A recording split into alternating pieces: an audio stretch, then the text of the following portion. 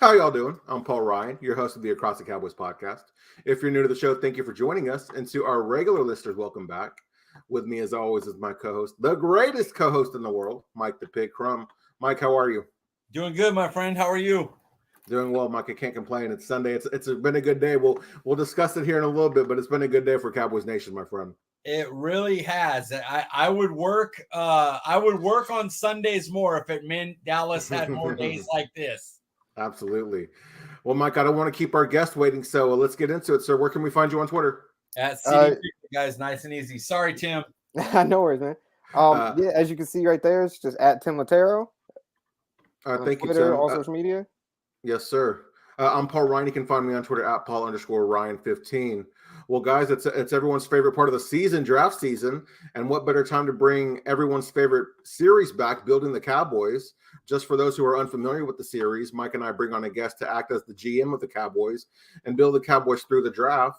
And with us today is aspiring draft scout and player analyst for Cowboys Wire. He kind of gave you guys a sneak peek already, but ladies and gentlemen, please welcome Tim Lettiero. Tim, how are you? I'm doing good, man. Thank you guys for having me on.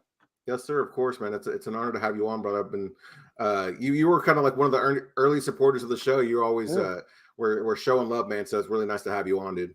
Appreciate it. Fellow Cowboys Wire, also fellow yes, Cowboys, Cowboys Wire brethren here. Tim, I know you mentioned it earlier, but again, remind the people they can find you on Twitter. Yeah, at Tim Lettiero, just my name, TimLettiero. Yes, sir. Well, Tim, I'm curious. How did you get into scouting? Honestly, my first introduction was really Madden back in the day.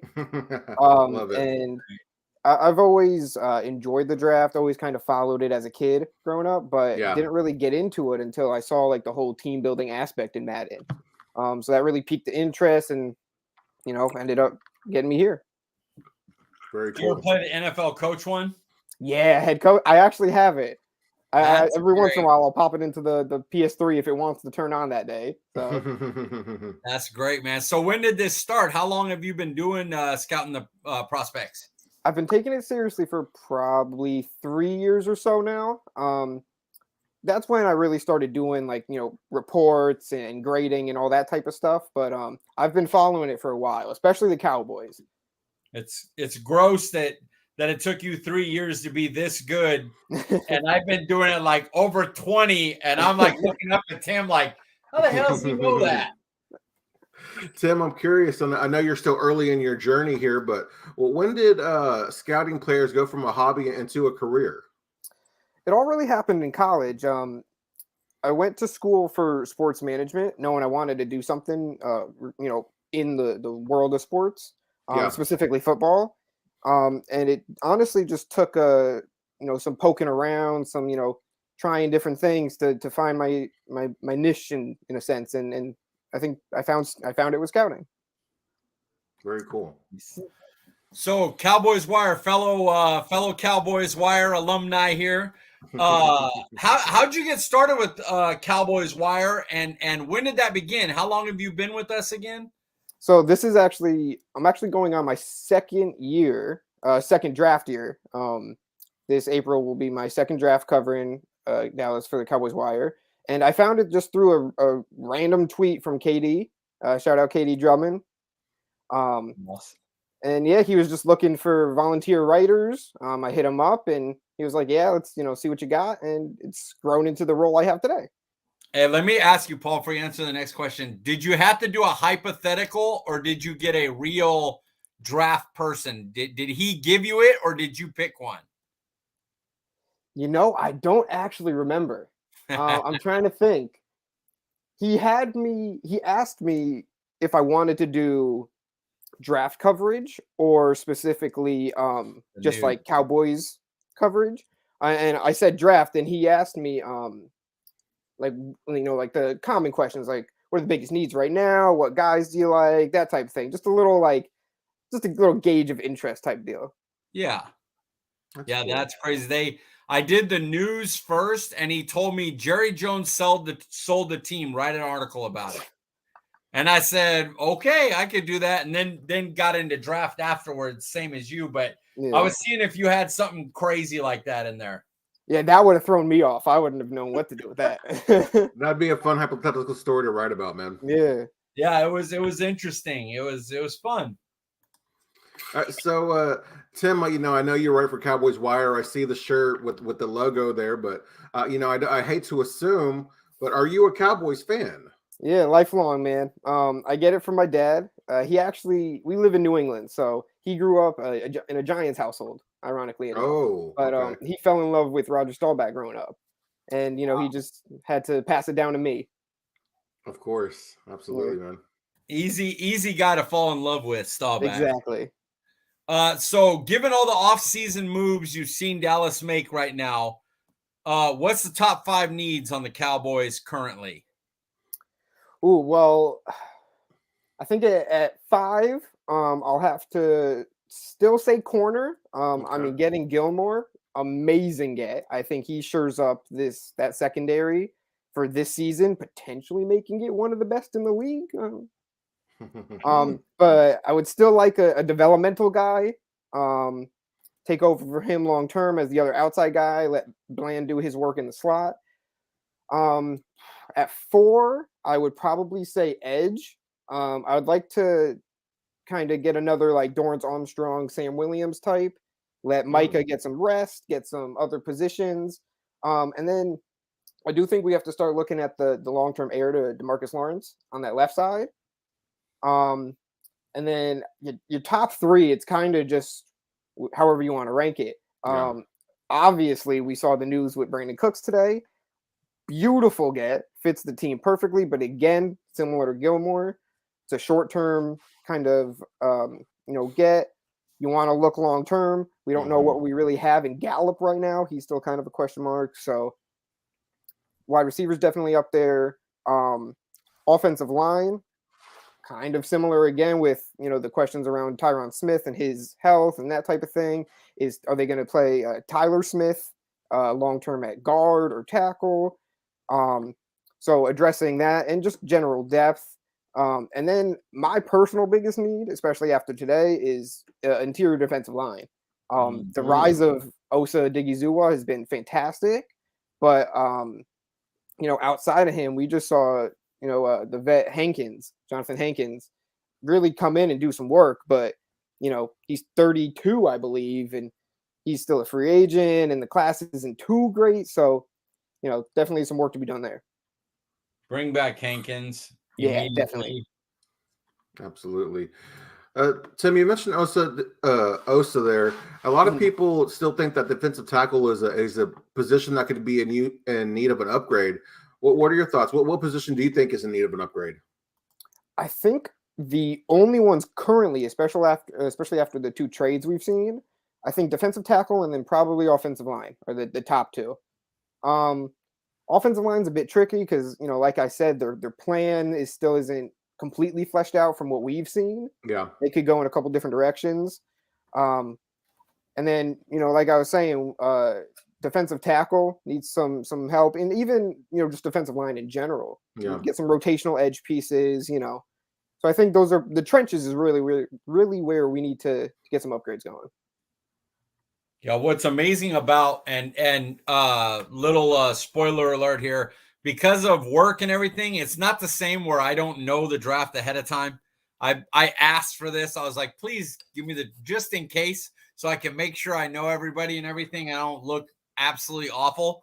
But the fact that you pulled off the draft you did before knowing about Cooks at least. You guys are gonna have some fun with this draft. Sorry. Who's your favorite player you've scouted so far? I'd say my favorite player to scout in this class was, and this might be a little bit of a rogue one, but Devon Achane, back from Texas A&M. Nice. He's a real small, compact guy, but runs with so much just power, and then still has the finesse. The speed is obviously outrageous. I think he's got a lot of upside as a pass catcher.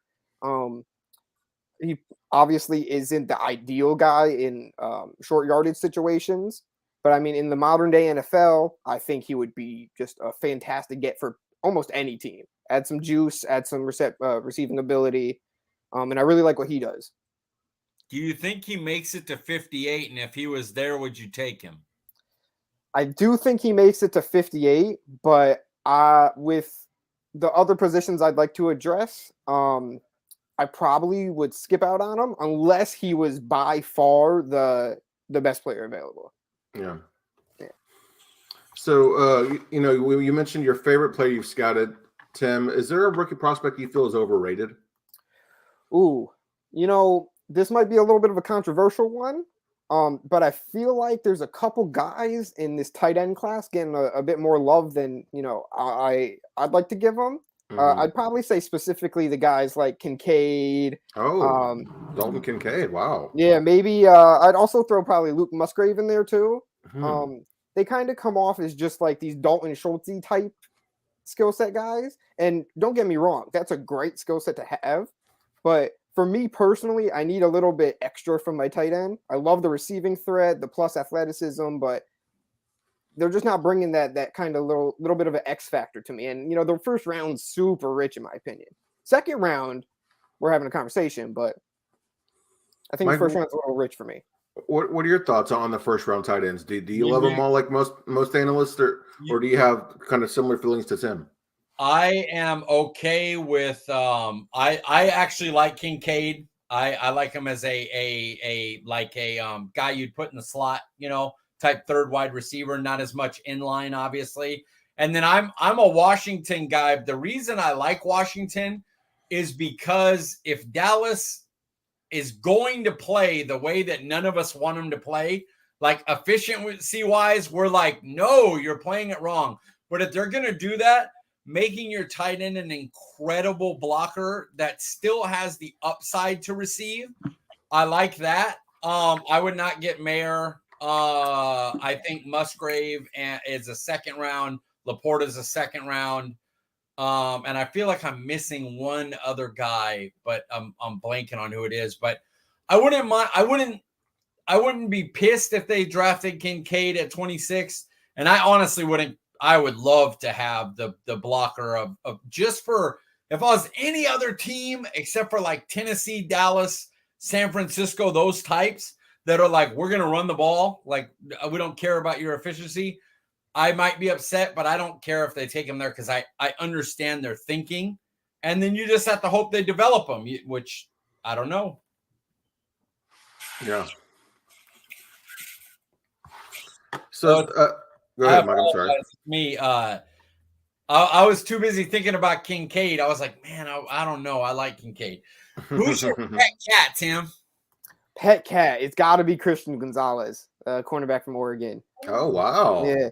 He was one of the first players I got to look at this year because, obviously, when I started in probably, the summer, early fall, I was looking at corners. I knew that we needed to address the second corner position. This was before even, Deron Bland became who he is. Yeah. And I was like, well, who are the corners in this class? And first guy I watched was Gonzalez, and he blew me away. And especially the thing I really want to point out for him was his development.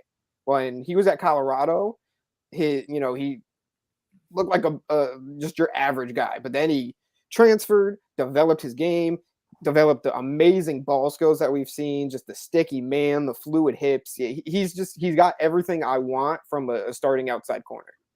Can I ask you a question about another cornerback, Tim? DJ Turner out of Michigan. What are your thoughts on him?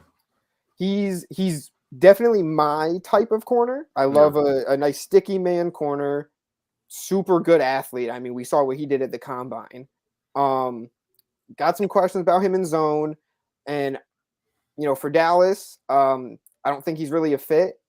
He doesn't really have the length, the height that, Dan Quinn loves. But I think he profiles as the type of guy I want opposite Diggs, somebody to just shut down, make them throw to Diggs' side, let Diggs get the picks, go back to 2021 defense where we're just causing havoc. Absolutely. Does your pet cat fit Dallas's standards at corner? Oh yeah. Yeah, definitely. He's got the length, he's got the speed, he's got the crazy athleticism. I mean, he jumped out of the building. It's just honestly, he's a top 5 player for me, and I would be surprised if he dropped to 10. And if he did, I would trade up for him. Yeah, he's really? A top 10 for me as well. Yeah. All right, guys, the moment everybody's been waiting for. We're here for the mock draft. We're going to start off with your first round pick, Tim, and talk to us a little bit about your guy, your first round pick here. Yeah, so I went with Mazi Smith out of Michigan. He's this just barrel-chested. I saw that celebration, Mike. He's just this barrel-chested, super athletic nose tackle with some really, really good pass rushing upside. And like Mike alluded to earlier, I did this before the Brandon Cooks news dropped. So, you know, I didn't like the crop of receivers there. I was really happy addressing probably the biggest need, but also getting a great player day one with a lot of upside. Absolutely. So, Tim, let me ask you: Did you draft for need, or did you feel like you took the best player available at that spot? It was definitely more needs based. Okay. But I would definitely say that the positional value, and in terms of big board, Smith is definitely high on mine. So I don't think 26 was a reach. But he also definitely was not the best player available. Oh, okay, I got you, Mike. I know you love Mazi Smith, and even at 26, but you know, looking how this offseason has gone, is that, you know, would you still make that pick, or what are your thoughts on that pick? Who are you talking to, Paul? Would I pick? Yeah, Mr. Friggin', I've been begging for one techniques. I'm so happy they got Hankins. Like, it made me like legitimately joyful that they got a real legit. And that's what makes Mazi Smith is that's what he is. The honest truth of what he does is he's a Hankins.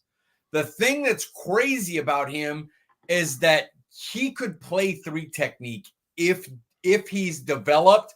He was number 1 on the freaks list last year because he's enormous. He's like almost 340 pounds, and his scouting, his numbers, his athletic numbers are unbelievable. Like, they're crazy. So if you get why do I call him Arden Key? Arden Key is the defensive end. What's our boy's name? British boy, the defensive line coach. It is Arden. I forgot. Yeah, it's Arden. I just always call him Arden Key. I don't know why the Raiders. Darden. Is it? Yeah, yes, that's what it is. Yeah. Him and Quinn, who's a defensive line specialist, that's his main thing, getting their hands on Smith, I'll cry if that's. I might cry. I might start the podcast by myself and just cry on air if they pick him at 26. All right, well, Tim, I think it's safe to say Mike likes that first round pick. Let's move on to your second round pick. Talk to us a little bit about the player you chose there. Yeah, so I went with Steve Avila, the guard from TCU. Also played a little bit of center, which I really like the positional versatility along the offensive line. I think he's a better guard than center.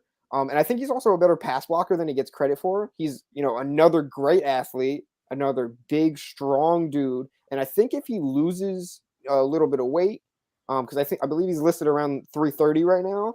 If he drops to like 320, gets some quicker feet, I think he could be a real menace and a real balanced guy. He'd bring a lot to the run game day one, but I think he could also become a very good pass blocker. Well, we know that guard is a need, Tim, but did you feel like, again, did you draft for need, or was Steve Avila the best player available at pick 58? I would say similar to Mazi Smith. He was, definitely up there on the best players available. But, you know, Fitz just slides right in to where Dallas needs help, you know. Again, like I mentioned with the positional versatility, you're getting kind of a couple different guys in one, you know what I mean? So I think the value is definitely there. Mike, what are your thoughts on that pick? I think I would honest to God not be shocked if that's our pick at 26. It would not shock me.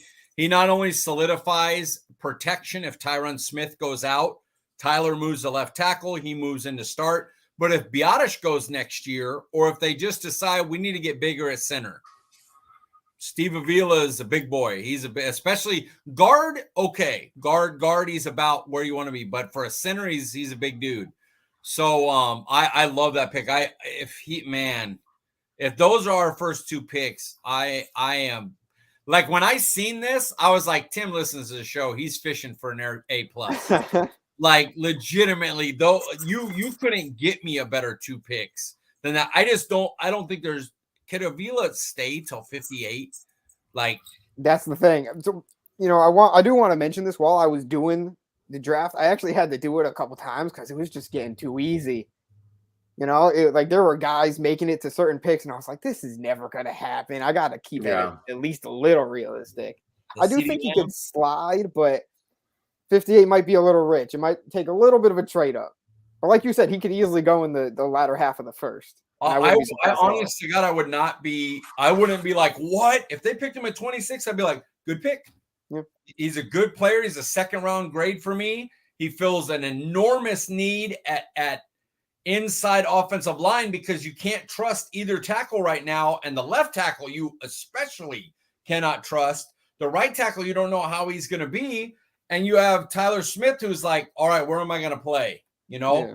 If you get Avila, you're sitting there going, okay, no matter what, if we end up next year being Tyler Smith and Avila as our left side, you're pretty good. You're pretty happy about that. All right, let's move on to your third round pick. Tim, talk to us about that player you took there. So against my better judgment, I went with Eli Ricks here, cornerback from Bama. This personally wasn't my favorite pick. Garrett Williams, the corner from Syracuse, was still on the board. And that's probably who I would have preferred. But like we were talking earlier, like Paul mentioned with DJ Turner, Cowboys have a very, very specific cornerback that they like. They like their tall, lengthy guys, can play zone, and Ricks is that. There's a nice athletic profile there too. And there's a lot of work to do with him. He's very raw still. But I could see this guy just being a Dan Quinn just like masterpiece. Once he gets his hands on him, gets him doing exactly what he wants him to, and they've already showed interest. You know what I mean? So this one was just written in the stars for me. Sounds like you drafted him out of spite, Tim. Yeah, I still like him. I like him. Not at third. I would have taken him in the fourth, but I had to go full Cowboys with this one. I've heard, I can't remember where it was on a podcast. I believe it was Brian Broaddus who said that Ricks is he likes him quite a bit, but for whatever reason, the Alabama coaching staff isn't doing him a lot of favors as far as, talking about how good he is or, making teams interested in taking him in the draft, which I found kind of weird. Yeah, if I remember right,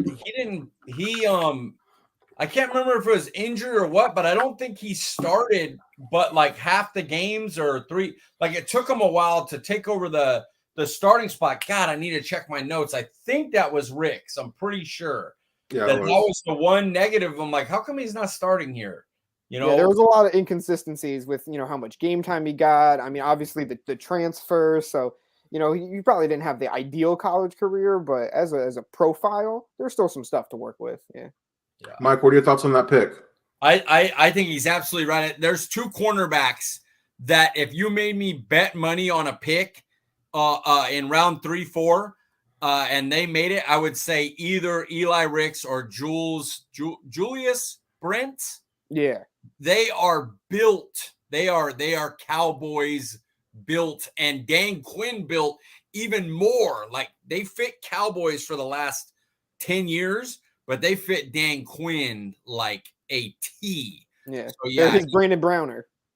Yeah, they are. And they have a lot of athleticism for how big they are. Like Eli Ricks moves pretty damn good for being that size. It kind of blows your mind. So if you're giving them Dan Quinn, that type of person to mold, you love it. You just wish you knew you had Dan Quinn for 3 years. You know what I mean? Because if you did, you'd be like, shit, run that thing up in the 3rd round. But not knowing if he's going to be here next year, it's like, okay, what if you get him, you work with him, and then you have a new coordinator, which we know Dallas still wants these types and Will McClay wants these types, but will the new guy be able to mold them the way you trust Quinn to? Yeah. And that's the thing too. Like I trust Dan Quinn with my life. That guy has turned around one of the worst defenses I think we've ever seen into one of the best. I mean, like what he's been able to do. And, obviously there's inconsistencies here and there and, your issues, but he's just been so good at defensive coordinator. And I don't think he gets enough praise, even though he does get a lot of love from our fan base. And he doesn't get enough because, dude, he had everybody people don't understand. This guy I'm from Fresno. When we drafted Deron Bland, I said, oh, he's going to make our team because he's a special teams ace. That's what he does. And in a couple years, he has the size and stuff to build into a corner. And this fool took it from Fresno State. We don't have a lot of guys here. And he took him and he's like, no, this guy's not only good to play outside, we'll just move him into the slot, which he never really did. He is an outside guy and a special teams ace. And they turned him into a starting guy where you're sitting there next year in his second year and going, yeah, him and Diggs are good. Who else we got? Oh, Gilmore, beautiful. Mind-blowing, just freaking crazy. Yeah, went from some guy who might be a fifth corner to maybe a safety move to a special teams guy to your locked-in nickel for the next 3 years. That's crazy. That blows my mind. I watched every snap of Deron Bland, and I was like, damn, we got a special teams kid. My honest thing was he's going to replace CJ Goodwin. That's when we drafted him, I was like, no matter what, he'll replace CJ Goodwin. And whatever they develop him into as a corner, great. And he made me look stupid, and I'm one of his biggest fans. All right, Tim, I think it's safe to say Mike is happy with that third-round pick. Talk to us about your fourth and final pick here. Yeah, so I went with Isaiah McGuire, the edge rusher. And, as I mentioned kind of briefly earlier when we were talking about biggest needs, I'm looking for an edge that could either take some weight off Parsons or look to be a long-term replacement for DeMarcus Lawrence. And I think I found the long-term replacement in McGuire. He's a name that got a little bit of hype at the beginning of the cycle, but has definitely cooled off since. But he's got good size. He's a strong, but also got some good quickness to him. Got a good first step. Does he make it to the fourth? I'm not quite sure. He seems, like a 2 or 3 guy to me, but I couldn't help but take him. I love this guy. Mike, what are your thoughts on that pick? Yeah, I 100% agree that he's likely a day 2 pick. If you get him in the 4th round, you are Anchorman with the full on erection going for sure. The thing that's funny about what Tim says is when DeMarcus Lawrence was drafted, he was drafted as a edge rusher, but he had this frame and he kind of developed his body into a run stopper. And that's what I feel about Isaiah McGuire. His body and his strength scream run stopper, but he was inconsistent. He was good, but he was inconsistent at it at Missouri. Yeah, Missouri. And so you watch his game and the way he pass rushes, he's got a good get off, and then he'd eat you up with a bull rush, and if he got his hands were inconsistent, but if he got his hands on you, he would move you. And then in the run, there'd be downs where a down blocker would knock him down. You're like, no, that ain't right. So if you get his frame developed in a pro weight room, he's not lying. Tank is a good, at his best, Tank is a good comp for Isaiah McGuire. It really fits really well. Exactly. And if you want to improve his run stopping, who's better at it? I mean, DeMarcus Lawrence has been one of, if not the best edge run stopper in the league for the past 5-6 years, if not more. I mean, he's definitely the guy to teach somebody how to, stop the run a bit. And there's downs where he looks like Tank. To be clear, people, this isn't an edge that can't stop the run. This is an edge that stops the run 2 plays dead, and then 1 play is and then 1 play he gets blown out, and you're like, nah,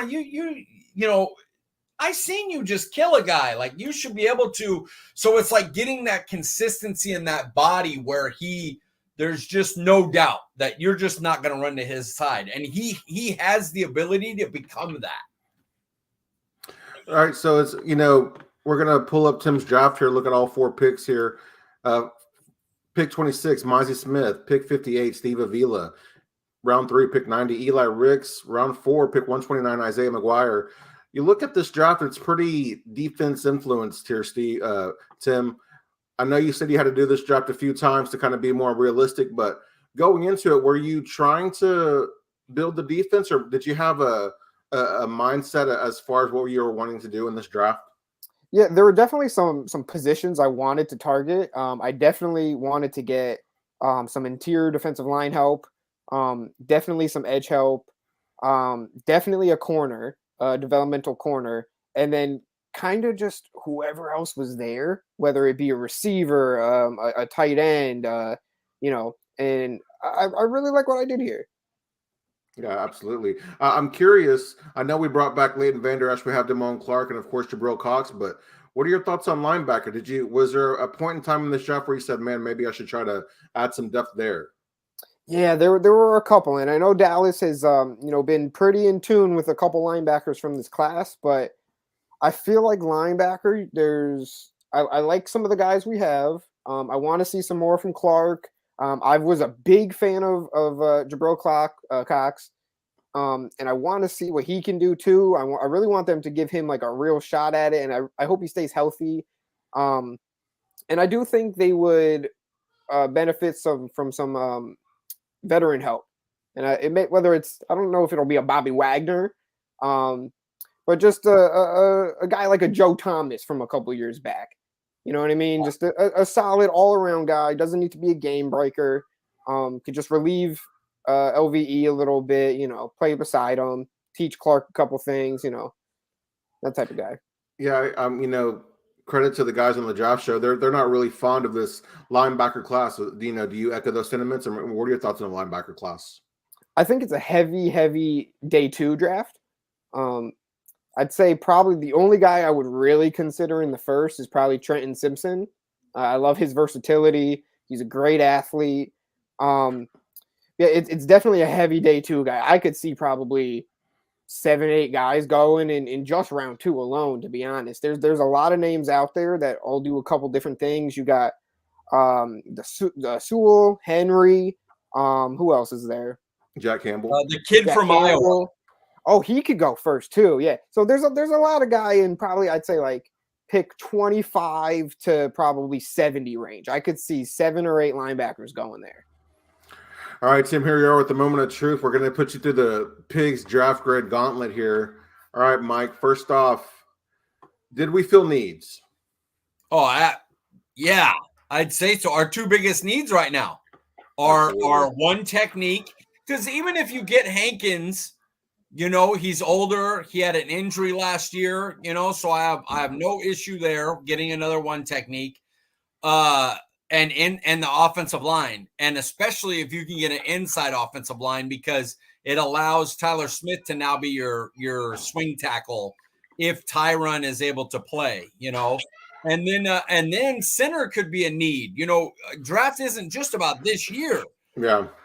And speaking of which, Eli Ricks, maybe Stephon Gilmore moves on next year. Bland's your slot. Diggs your outside. If you develop Ricks right, he steps right in to be your outside guy, and you have a young and he kind of, Diggs is going to get paid, so that Gilmore money transfers over to Diggs plus a little, but then you have Bland on the cheap, Ricks on the cheap. Yeah. That's a way to play it. So I love that. And then a developmental edge, especially if you can give him a year or 2 with Tank to teach him. Yeah. It's beautiful. It's a pretty flawless draft, man. It was great. That's a nice word, flawless, man. I'm not sure Pigs Mike's used that word on another mock draft we've done in the series, Tim. So be glad about that. In your opinion, Mike, what positions still need to be addressed? We just talked about it. Linebacker depth. Yeah. I would think is one. I have no problem getting one after the 4th round, though. That's no big deal. If he told me that you switched out Eli Ricks and got Sewell, I'd be like, okay, linebacker. But I believe cornerback's such a more valuable position that, I would be like, do you want to wait that long on cornerback? Are we going to hit on another Noah Bland in the 5th? Probably right to wait on linebacker. And then tight end possibly, But if you're going to do that, we all love Hell, Kelsey put Jason Ferguson or Jake Ferguson in his like up and coming tight ends. This is Travis Kelsey. It was the first name out of his mouth. So, we may not need one. We have 3 good young guys. It's just if you're going to get one, you want to get one early, like a game breaker type, one of the first 2 rounds. So I would say those 2, linebacker depth, possibly a tight end. How would you feel if, I'll ask both you, Tim, and Mike. I'll start with you, Mike. How would you feel if the Cowboys double dip that offensive line? You'll never get me to. You watch the XFL. The problem ain't quarterback or defense or anything. Nobody can block. So go ahead. I don't mind. Tim, what about you? We've got the injury with Steele, of course, Tyron's age, and not knowing what's going to happen with Fletcher Cox, and of course Tyler Biadasz being a free agent. Would you be okay with Dallas double dipping at the offensive line? Yeah, I'm fully on the build the trenches hype train. I mean, like Mike just said, that's where you win the games. You know what I mean? Right. Whether that means Dallas wants to get 2 guards, a center and a tackle, however they want to address it, I'm fine with, especially with, our key guys getting older. Like we talk about Tyron Smith, but I don't know how many more years Zach Martin's got. You know what I mean? Exactly, he's getting up there. Losing him is going to be an absolute heartbreak. But it's time that we don't necessarily move on, but we try to start rebuilding from that elite 2016 to 2019 run with all of those great guys. You know what I mean? Right. So I would be so down to get some key pieces, let them learn from these amazing players, and start building a new, like offensive line, enigma. Yes, sir. Yes, sir. How about Steve Avila or John Michael Smith at 58? And then, like in the 5th round, just draft Voorhees. Just draft, ACL tear. He's going to drop like Damone Clark. Oh my God. That would be pretty amazing, man. To get another 5th round still like that, man. That would be a draft winner in my book. Okay, back to your grade here, Mike. Is this a realistic Cowboys type draft? All right, now here's where we have the issue. It's that first pick. Me, I would float. I would Red Bull float up to the podium to get Mazi Smith. Will Dallas? I don't know. The thing about it is, it's no longer will I go, Tim, what'd you even put that on there for? It's not going to happen. Because I used to do that when people would send me their mock drafts. I'm like, why are you even taking this 5'9"? Zay Flowers? Nope. I don't even need to look at the rest of the draft. Mazi Smith? Don't even need to. These guys have been drafting 1 techniques now, which they never did under McClay. They've drafted defensive tackles in the 3rd round twice. They went and traded for Hankins. Like, they know that Dan Quinn wants a guy like this. And the one Dallas thing that I would say, like the Joneses want, hey, if we're going to do this guy, I don't want to take him off the field. This could be that one. This could be that one technique that they look at and go, dude, look at his frigging cone at 337. So I'm not going to say that pick is realistic because we have to see it first, but it's now finally possible. It's now like, I wouldn't be like, oh my God, they did it. I would be like, they're getting smart.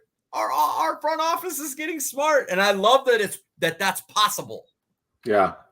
That's what I was going to say. When you look at the moves that we've made this offseason, bringing back Donovan Wilson, bringing back LVE, and then trading for Stephon Gilmore and Brandon Cooks. Of course, those trades that we made are kind of Cowboys-esque, but re-signing LVE and Donovan Smith, that was a shock to all of us. I mean, are you encouraged that, maybe, like you said, Mike, that our front office is getting smarter and maybe they're realizing, hey, we can go all in. We've got good enough team that we can't rely solely on the draft, that we've got to be active in free agency as well. I'll tell you this. These trades are not like they've done before. And I'm going to explain why. One, the Stephon Gilmore makes $10 million a year. They did this trade in the first week. The closest thing we had to that was Robert Quinn. That was not the first week of free agency. Right. They went and got him and paid him $7.5 to $8 million. Gilmore was almost 10. Then they doubled that by getting Cooks and even take the $6 million off. He was $12 million. Mm-hmm. This This is not like the front office has been before. And don't let people like Dan Rogers, who I just got blocked by, don't let him fool you into thinking, oh, this is the same. No, it is not. They've never paid a safety over $5 million since like friggin' Darren Woodson, Roy Williams. They just paid a guy $8 million, basically $6.5 million with guarantees, but up to $8 million if he plays the whole thing.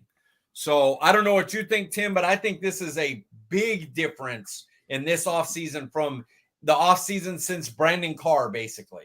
Yeah, I mean, you hit it on the head, man. Like, to think that something like this was just completely out of the question and now it's in the realm of possibility is such a nice feeling to have.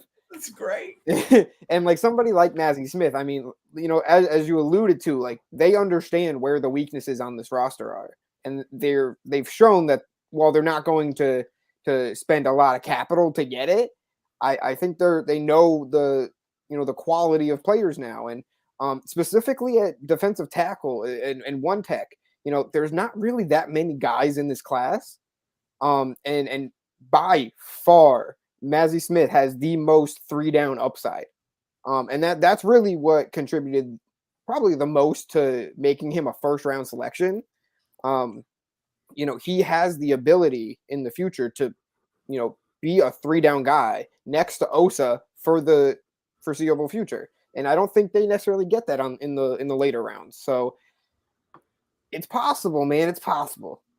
There is a chance that you could go into games against teams like Tennessee, Minnesota, Niners like to run Mazi Smith at 3 tech and Hankins at 1 tech.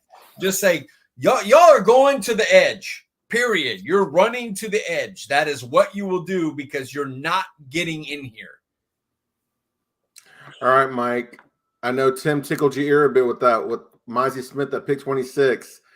But what's your final grade for Tim's draft? Take a wild guess at what I'm grading this draft, Tim. A++. Oh my God. And I understand that some people, the one techniques, only certain amount of plays, and then offensive line, we need another pass catcher for the future. No, I don't want to hear that. That ain't where you win, especially if you want to play the Cowboys way. D-line, O-line. You want to win? Here comes Eagles' offensive line. You better be able to handle them.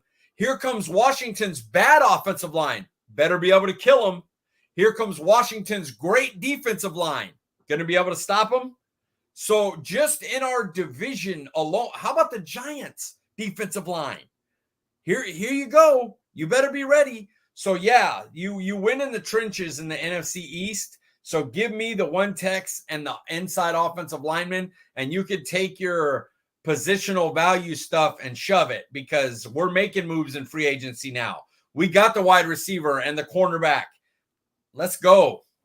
Let's go. What interesting about this draft is that it's not a sexy draft, but you feel needs while also getting better and then preparing for the future. So it's not often that a draft will do that.